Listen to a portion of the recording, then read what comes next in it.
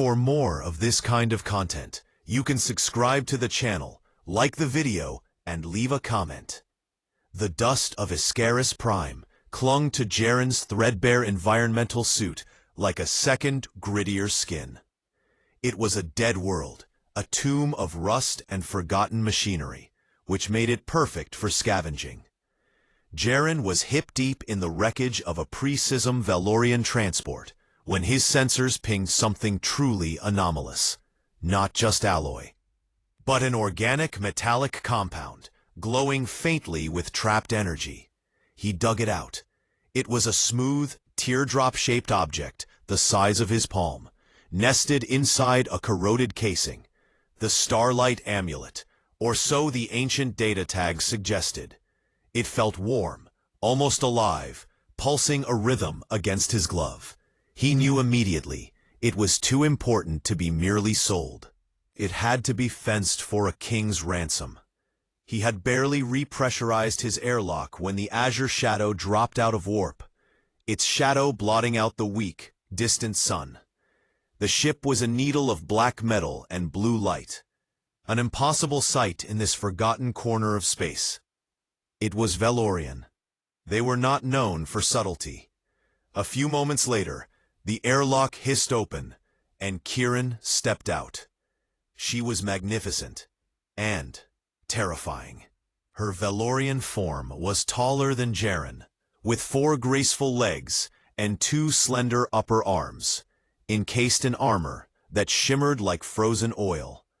Her eyes, 6 of them, arranged in a perfect vertical line, focused on Jaren with lethal precision, duty, and impatience.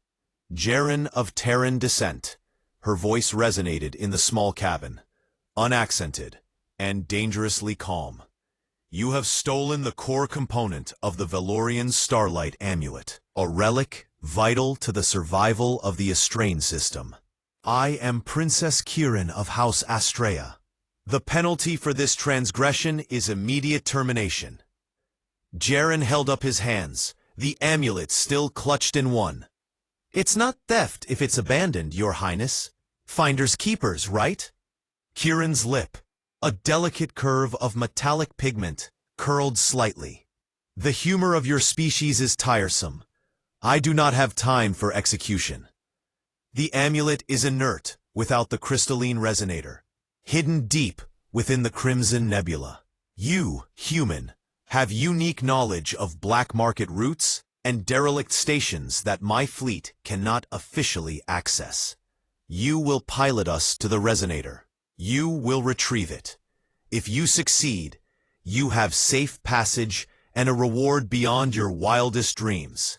If you fail or attempt treachery, I will ensure your demise is slow and educational. Understand your ultimatum. Her proximity, as she leaned in, was overwhelming. The air between them felt thick and charged, a blend of her exotic floral scent and the raw ozone of the amulet. Jaren felt a shiver that had nothing to do with fear. He looked at the cold, beautiful power in her eyes, then down at the amulet. He sighed. I understand, Princess. The Crimson Nebula it is. But I set the course, and I choose the checkpoints. And you call me Jaren. She simply nodded once, a gesture that conveyed absolute authority, and turned to board her luxurious, deadly ship. The interior of the Azure Shadow was a study in severe elegance. Polished black ceramics, deep blue lighting that cast long shadows, and a pervasive, low hum of immense power. Jaren was given a tiny, utilitarian cabin adjacent to the engineering bay. It felt less like quarters and more like a very comfortable holding cell. He did not have time to dwell on it. Kieran had assigned him the task of analyzing the amulet's energy signature in her personal Solaris chamber, a room designed for meditation and strategic planning, lined with holographic displays of distant star systems.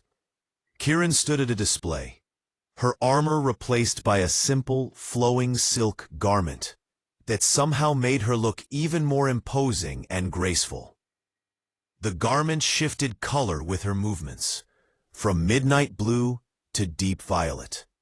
She watched Jaren as he connected the amulet to her diagnostic console. "Your people are impulsive, Jaren," she observed, her multiple eyes tracking his quick, experienced movements. "You risk death for small gain, yet you value freedom above all else. It is contradictory." "It's not contradictory, it's survival," Jaren replied, his fingers flying across the alien interface, mapping the nebula's unstable jump gates. "Small gain keeps the stomach full. Freedom is just the space you need to avoid the next bad decision. This relic of yours, Princess, it looks like a whole lot of bad decisions waiting to happen." He needed current data for the nebula's fluctuating radiation fields, something only his old, shifty contact Orin could provide. He sent a cryptic data burst from the ship's auxiliary comms, obscuring the Azure Shadow's signature. Kieran simply watched, trusting him, or maybe just waiting for him to fail. Later, Kieran approached him as he wrestled with the console. The diagnostic port for the amulet's crystal housing was recessed and needed a human hand, too small for her own species' manipulators. She guided his hand, her own six-fingered appendage resting lightly on his forearm. The touch was electric, a sudden, warm contact that made Jaren's breath catch. The air thickened again. He could feel the heat radiating from her skin, and a scent of rare spice and stardust. He focused on the connector, his concentration fractured by the intimacy of the moment. "The resonator is the key to our star, Solus. It is dying," Kieran admitted, her voice dropping to a whisper, a sound softer than he had ever heard from her. "My duty is to my people. The weight, it is immense." Jaren looked into her eyes. "Duty is heavy, Princess, but so is being hunted. You want to save a star. I just want to survive the chase." The confession of her vulnerability was more potent than any weapon. He didn't want to save a star, but he found himself wanting to save her from the crushing weight of her responsibility. The air was too close, too warm, and the ship's hum seemed to vibrate with their mutual, unspoken tension. They were close enough now that his gaze drifted to the delicate ridge of bone that framed her exotic face. He leaned in slightly, his hand tightening around the connector, and she did not pull away. The Azure Shadow plunged into the Crimson Nebula, a vast region of space choked with blinding, red-shifted radiation and volatile energy pockets. The ship shuddered, the sleek hull protesting against the electromagnetic storms. Jaren, at the auxiliary helm, fought the turbulence, his focus absolute. He was good at this, navigating the edges of destruction. Valorian Security Chief Vetra, a formidable female soldier with a permanent scowl and metallic braids, stormed onto the bridge. "Princess, I must protest. The human's course is suicidal. We are entering an unmapped asteroid cluster known for temporal displacement eddies. I recommend a full reverse jump now." Kieran, strapped into her command chair, remained unyielding. "The nebula is unstable, Vetra. The official routes will be mined or watched by my uncle's patrols. Jaren is navigating by patterns, not charts. Trust his recklessness, or trust the enemy's predictability. Your choice." Vetra glared at Jaren, who merely shrugged, his eyes locked on the twisting field ahead. "I don't trust either, Princess. But if we die, I hope his death is less messy than ours." Kieran then gave the order that stunned both of them. "The ship cannot take the inner weave of the asteroids. Jaren, you and I will take the scout pod. It is small, maneuverable, and shielded. We will use it to thread the core, while Vetra keeps the azure shadow on a holding pattern. Vetra's protest was loud, but Kieran cut her off. Moments later, Jaren and Kieran were crammed into the tiny, spherical scout pod. The space was barely large enough for two, and Jaren had to fold his legs awkwardly to accommodate Kieran's lower limbs. The air was hot, and their knees were touching. The canopy sealed, and the pod detached with a heavy clunk. Jaren's knuckles were white on the controls as he dipped and weaved the tiny craft through the dense, tumbling rock field. The atmosphere inside was thick with adrenaline and unspoken desire. Kieran was breathing hard, not from fear, but from the concentration of the danger. A massive, slow-moving asteroid scraped past, rocking the pod violently and plunging them into darkness for a terrifying second. When the light returned, Kieran was pressed hard against Jaren's shoulder. Her soft, silken garment had snagged on his suit sleeve. He could feel the delicate ridges of her armored backplates beneath the cloth. The intimate proximity, the shared near-death moment, stripped away the last pretense of formality. "Jaren," she whispered, her voice husky with suppressed emotion. "If we do not make it through this, know that I value your courage." He could not speak. His heart hammered. He gently reached up, and, with his thumb, traced the outline of her lower jawline, the touch soft but firm. She leaned into the contact, her 6 eyes closing for just a heartbeat. It was not the time for a kiss, or for words of love, but the contact was everything. It was a silent promise of what they both wanted, a deep, passionate acknowledgement in the heart of the storm. He held her gaze, a fierce, protective emotion surging through him, and then pulled back, his focus returning to the controls. The target was just beyond the asteroid field. The crystalline resonator was exactly where the old data suggested, housed inside a crumbling, automated research station deep in the nebula's core. Jaren and Kieran successfully docked the scout pod and infiltrated the station. It was a maze of dead wires and laser grids, which Jaren's scavenging experience allowed him to navigate easily. They found the resonator resting on a pedestal, glowing with a subdued, potent blue light, the missing heart of the Starlight Amulet. Jaren quickly secured it in a shielded container. But before they could retreat, the station's remaining lights flared on, and a harsh, metallic voice boomed through the ancient speakers. "Well done, Princess Kieran. You have recovered my inheritance." A large Valorian warship, similar in design to the Azure Shadow, but armed for heavy combat, materialized outside the viewport. Standing in the main corridor, surrounded by armored Valorian guards, was Admiral Xylar, Kieran's uncle. His eyes were cold, his posture a sneer of entitlement. "I had hoped you would succeed, Kieran," Xylar sneered. "You make an excellent retriever. And this human? What a convenient scapegoat. I will simply report that the Terran mercenary attempted to steal the resonator, and you, tragically, died protecting the Valorian future. Give me the relic, niece, and we can discuss a comfortable cell for your brief remaining life." Kieran stepped forward, her body tense with fury. "You would let Solus die just for the throne, Xylar?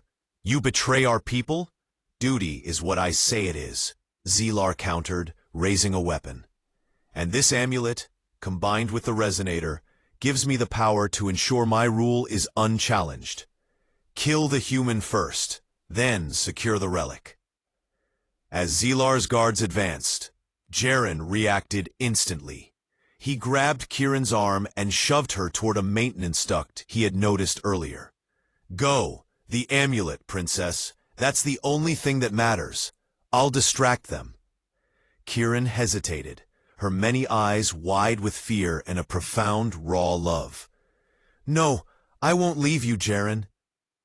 "You have to," he roared, drawing a small explosive device from his suit and hurling it at a nearby structural support. The ceiling cracked, and debris began to fall. "I'll meet you back at the shadow." He fired his energy pistol at the advancing guards, forcing them to take cover. Kieran, with a heartbreaking cry that was more human than noble, scrambled into the duct, clutching the resonator container. Xyler shouted orders, enraged. Jaren saw his chance. He triggered a self-destruct sequence on the station's main reactor, knowing it would collapse the structure. He took a final glance at the duct where Kieran had disappeared, a faint, desperate hope in his heart, before the guards overwhelmed him and the ceiling gave way, plunging the corridor into darkness. But Kieran had not escaped to the azure shadow. She immediately redirected the scout pod, her own safety forgotten, speeding back through the collapsing station to find him. Period. Paragraph. Kieran found Jaren beneath a mountain of twisted metal, barely conscious, his suit cracked and bleeding atmosphere. She pulled him into the scout pod with superhuman strength, her tears of relief mingling with the red dust of the nebula. They narrowly escaped Xylar's cruiser, using the collapsing station's chaos as cover, the resonator and the amulet safe. The return journey to Estrella was a blur of frantic first aid and hushed emotional intimacy. Jaren was too weak to move much, and Kieran refused to leave his side, tending to his wounds herself, her noble hands now stained with his human blood. They made love, silently and fiercely, in the tight confines of the pod, the act a desperate confirmation of life, and a profound joining of two incompatible souls, sealed by the gravity of their imminent parting. Upon arrival at Estrella, the mission was a resounding success. The combined artifact was installed, and the dying soulless star immediately stabilized, bathing the system in renewed, life-giving light. Kieran was hailed as the savior princess, her duty fulfilled. Jaren, the human hero, was patched up and offered riches and a lifetime of safe passage, but no position of permanence. He was still an outsider, and she was destined for a Valorian consort who could help her rule. They met one last time in Kieran's private observation deck, overlooking the now vibrant capital city. Kieran wore her full ceremonial regalia, the weight of her crown and her destiny heavy upon her. "You saved us, Jaren," Kieran said, her voice formal now, yet laced with deep pain. "I have secured your passage to the Terran colonies. You will be rich, you will be free, and you will marry some handsome Valorian with 6 arms and a title," Jaren replied, his own voice rough with finality. Kieran's eyes filled with sorrow. "It is my duty. My world is here, Jaren. Your world is out there. We have stolen our time, and it was glorious." She walked to him, taking his face in her hands. Their final kiss was long, deep, and heartbreaking, a silent vow of impossible devotion. When she pulled back, she pressed a small, unmarked data chip into his hand. "It's a private jump key, encoded for one of the Azure Shadow's utility tenders, and coordinates for a small, nameless moon near the fringe. Every Solus cycle. When the new light is strongest, you will wait there, and I will try to meet you. It is reckless. It is all I can offer." Jaren looked at the key, then back at the majestic, heartbroken princess. He knew the danger, the risk of treason, the agonizing waiting. He made his choice. "I'll be there, Kieran. Every time." He smiled, a genuine, hopeful scavenger's smile, and turned toward the waiting shuttle, the promise of their illicit future his only treasure. The deepest love isn't always the easiest path. Sometimes, it requires choosing the dangerous hope of a fleeting, perfect reunion over the safe, steady comfort of a life without that person. This choice, Jaren knew, was worth the wait. True love often demands sacrifice, not just possession. The choice to wait for stolen moments can be a greater testament to devotion than demanding a lifetime of conventional happiness.